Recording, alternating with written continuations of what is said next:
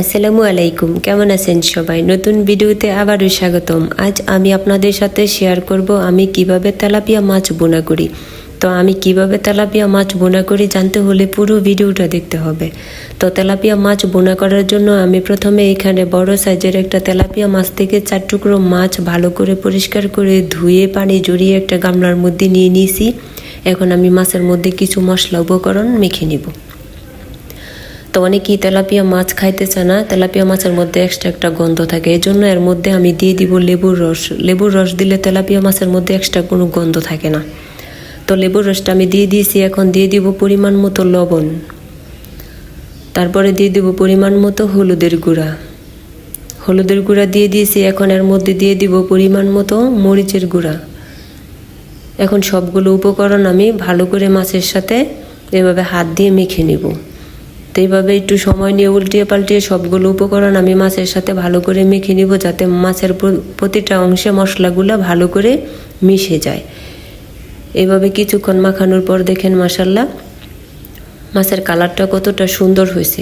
এখন আমি 10 মিনিটের জন্য মাছগুলো রেস্টে রেখে দিব। আর মাছটা বোনা করার জন্য আমি কিছু মশলা করে নিয়েছি। এই মশলা কিন্তু আমি শিলবাটায় বেটে নিয়েছি। এখানে নিয়েছি পেঁয়াজ বাটা, আদা বাটা, রসুন বাটা, জিরা ধনে গরম মশলা একসাথে বাটা, কাঁচামরিচ, টমেটোর সস, আর এখানে নিয়েছি টমেটোর পিউরি। আপনারা চাইলে টমেটো কুচিও দিতে পারেন, আমার কাছে টমেটো পিউরি দিলেই সবচেয়ে বেশি ভালো হয়। আর এদিকে মাছটা ভাজার জন্য চুলে একটা কড়াই বসিয়ে দিয়েছি, আর কড়াইটা গরম হয়ে গেছে। এখন দিয়ে দিব পরিমাণ মতো সয়াবিন তেল। তেলটা দিয়ে দিয়েছি। এখন তেলটা গরম হয়ে গেছে। এখন গরম তেলের মধ্যে আগে থেকে মেখে রাখা মাছগুলো আমি দিয়ে দিব। দেখেন বিসমিল্লাহ বলে আমি গরম তেলের মধ্যে মাছটা দিয়ে দিয়েছি। এভাবে করে সবকটা মাছ আমি তেলের মধ্যে দিয়ে দিব। আর 2-3 মিনিট সময় নিয়ে মাছটা আমি ভেজে নিব। 2-3 মিনিট পরে মাছটা আমি উল্টিয়ে দিব। দেখেন এভাবে খুন্তি দিয়ে আমি মাছটা ভালো করে উল্টিয়ে দিব, যাতে ভেঙে না যায়। তো আমার কড়াইটা কত সুন্দর, দেখেন কত সহজে মাছগুলা উল্টে যাচ্ছে, কড়াইতে একটু লেগে থাকছে না। তো মাছটা বোনা করার জন্য মাছটা যদি ভেঙে যায়, ভাঙা মাছ দিয়ে মাছ বোনা করলে দেখতে সুন্দর লাগে না। এই জন্য খুব আস্তে আস্তে করে আমি মাছটা ভালো করে উল্টিয়ে নিয়েছি। তো সবকটা মাছ উল্টানো হয়ে গেছে। এখন উল্টা পিঠে আরও 2-3 মিনিট সময় নিয়ে মাছটা আমি ভেজে নিয়েছি। দেখেন মাছটা আমি লাল লাল করে ভেজে নিয়েছি। মাছ ভাজা হয়ে গেছে। এখন আমি একটা মাছ নামিয়ে নিয়েছি, আর আরেকটা মাছ আমি আপনাদেরকে কাছ থেকে দেখাই। আমি মাছটা কেমন লাল করে ভেজে নিয়েছি। এর চেয়ে বেশি লাল করে ভাজলে মাছটা বোনা করার পর খেতে ভালো লাগে না, শক্ত হয়ে যায়। তো মাশাআল্লাহ দেখেন মাছটা ভাজার পর দেখতে কত সুন্দর লাগছে। আর এদিকে মাছটা বোনা করার জন্য কড়াইয়ে যে তেল আছে, এই তেলের মধ্যে দিয়ে দিব পেঁয়াজ বাটা। এখানে আমি আর কোনো তেল দিব না। তো পেঁয়াজ বাটা দিয়ে দিয়েছি। এখন দিয়ে দিব রসুন বাটা, তারপরে দিয়ে দিব আদা বাটা,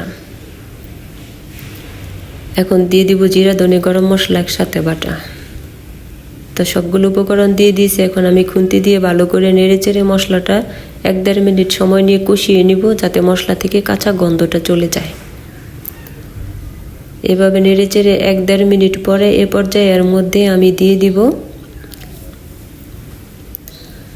পরিমাণ মতো লবণ।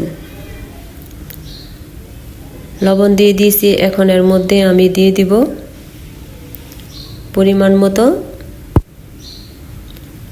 মরিচের গুঁড়া।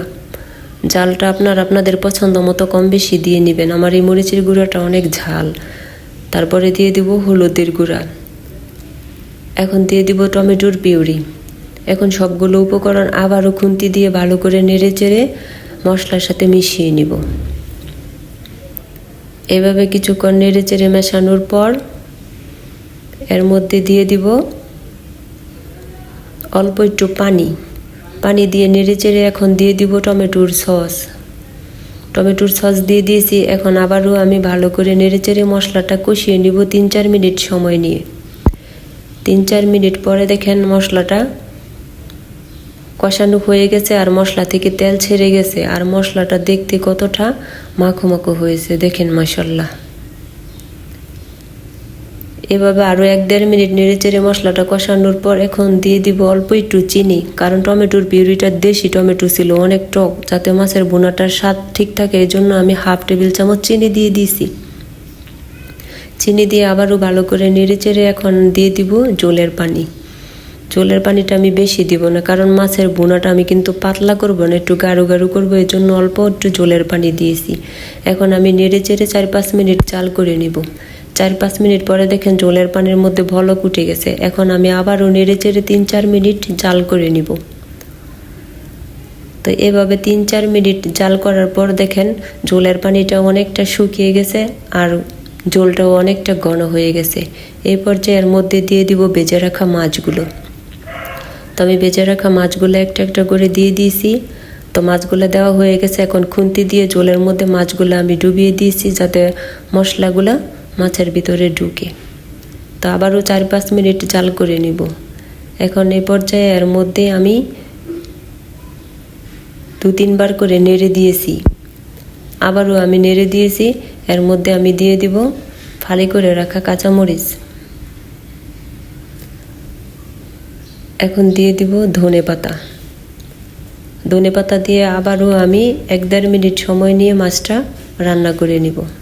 তো 1-1.5 মিনিট পরে দেখেন আমার মাছের বোনাটা কিন্তু হয়ে গেছে আর তেলগুলোও উপরে চলে আসছে আর একটা মাছের টুকরোও কিন্তু ভাঙে নাই। দেখেন মাছগুলো দেখতে কতটা সুন্দর আর মাছের ঝোলটাও দেখতে কতটা লোভনীয় মনে হচ্ছে। দেখেন আমি একটা বাটিতে বেড়ে নিয়েছি। তো আমার তেলাপিয়া মাছের বোনাটা দেখলেই বোঝা যায় কতটা মজার হবে। আপনারা যারা তেলাপিয়া মাছ খান না এভাবে রান্না করে খাবেন, খেতে অনেক মজা। তো সব মিলিয়ে আমার ভিডিওটা কেমন হয়েছে কমেন্ট করে জানাবেন। ভিডিওটি ভালো লাগলে শেয়ার করবেন। আজ এই পর্যন্তই। আল্লাহ হাফেজ।